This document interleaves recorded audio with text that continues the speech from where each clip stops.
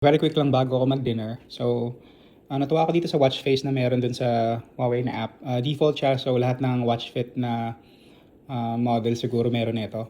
And I think yung iba, baka pwedeng meron din kasi nga hindi naman to complicated. Ang ginagawa lang naman niya is yung calories na nababurn mo, tinatrack niya.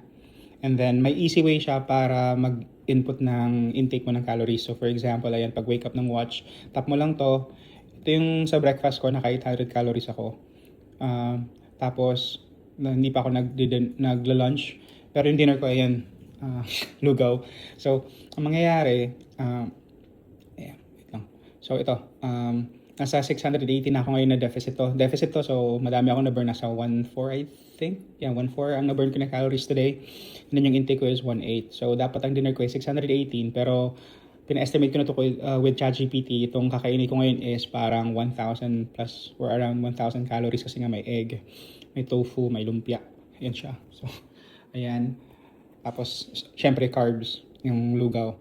So, kailangan hindi ko to ubusin or pag-exercise ako para mag-deficit pa din. Pero again, ito, masyado siyang madaling gamitin. And yung weight loss actually yung pangalan ng watch face. Send ko yung picture niya dun sa Huawei na app. I'm not sure if may link. Pero ganyan siya. So, if I do the dinner, ayan, add ko lang, for example, let's say 1,000 to custom. Here. Agoy. So, kailangan ko mag-exercise and maaga pa naman. It's 3 p.m. Hindi na ako kakain after neto, kape na lang. So, hindi na ako magkakaroon ng additional na calories na intake. So, kailangan ko lang naman magkakaroon ng activity para ma-burn ko yung 381 na yan. So, surplus na ako, sadly.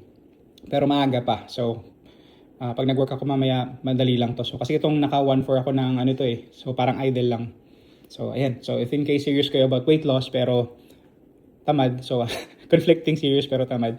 Ito magandang watch face para masyado kang maging conscious. Again, ginagawa ko picture lang with ChatGPT which I know it's not 100% accurate pero it's better than me magtitimbang. May nakita ko man nagtitimbang which I think pag magaling ka or knowledgeable ka sa mga food, sa carbohydrates or calories na included sa food, that's effective. Pero ako na ignorante, hindi siya effective. So, ChatGPT is the way to go. Okay? So, ayan.